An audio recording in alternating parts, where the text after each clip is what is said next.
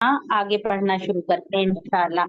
तो सबसे पहले बिस्मिल्लाह पढ़ लेते हैं। बिस्मिल्लाहिर्रहमानिर्रहीम। रब्बी ज़िदनी इल्मा, रब्बी ज़िदनी इल्मा, रब्बी ज़िदनी इल्मा।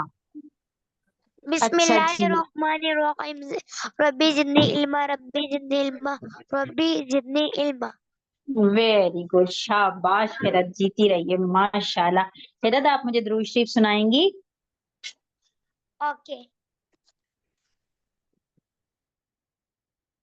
अल्लाहुम्मा सल्ली अला मुहम्मदिन व अला आलि मुहम्मदिन कमा सल्लैता अला इब्राहीम व आलि इब्राहीम इन्नका हमीदुम मजीद।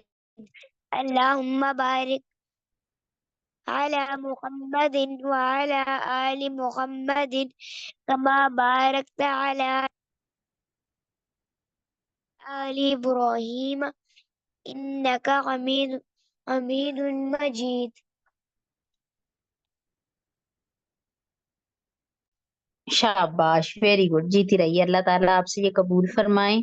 और दुरूद शरीफ पढ़ना प्यारे बच्चों बहुत अच्छी, बहुत प्यारी आदत है। अफसा और खिरत, दुरूद शरीफ हमें जरूर पढ़ना चाहिए। और जो दुरूद शरीफ है, इसके पढ़ने से अल्लाह ताला राजी होते हैं, अल्लाह ताला खुश होते हैं और हमें ढेरों अजर व सवाब मिलता है, बहुत सारा। इसलिए दुरूद शरीफ जरूर पढ़ना चाहिए। चलें जी, हफ्सा बेटी के लिए थोड़ा सा रिकैप लेते हैं, खैरत की भी थोड़ी सी रिवीजन हो जाएगी, फिर हम अपना आगे पढ़ते हैं। बिस्मिल्लाहिर्रहमानिर्रहीम। हफ्सा, हमने कल पढ़ा था, खैरत आपको याद होगा यकीनन, कि हमने देखा था कि जब प्यारे नबी सल्लल्लाहु अलैहि वसल्लम ने लोगों को इस्लाम की दावत दी, इस्लाम के बारे में बताना शुरू किया, तो सारे लोग जो थे वो दो ग्रुप्स में डिवाइड हो गए। मक्का के जितने लोग थे वो दो ग्रुप्स में डिवाइड हो गए। कुछ आपके एनिमीज बन गए, है ना, आपके सख्त दुश्मन बन गए। तो जो लोग आपके दुश्मन बन गए ना, उन्होंने जब हर तरीके से उन्होंने सोच लिया कि ये जो है मोहम्मद सल्लल्लाहु अलैहि वसल्लम का मिशन तो जो है वो कामयाब होता जा रहा है, बहुत से लोग मुसलमान होते जा रहे हैं, और तो हम अब क्या क्या करें, हम कैसे इनके रास्ते की रुकावट बने, हम कैसे इनका रास्ता रोकें, कैसे हम इनको जो है ना वो हराएं। तो फिर उन्होंने एक बहुत जालिमाना बात सोची, उन्होंने एक बहुत तकलीफ वाली बात सोची, और वो क्या थी, उन्होंने कहा कि हम बायकॉट करेंगे। ठीक है बाइकॉट अफ्सा? बाइकॉट हम्म, उन्होंने बाइकॉट। बायकॉट का सोचा। और बायकॉट कैसे करना था कि प्यारे नबी सल्लल्लाहु अलैहि वसल्लम की फैमिली के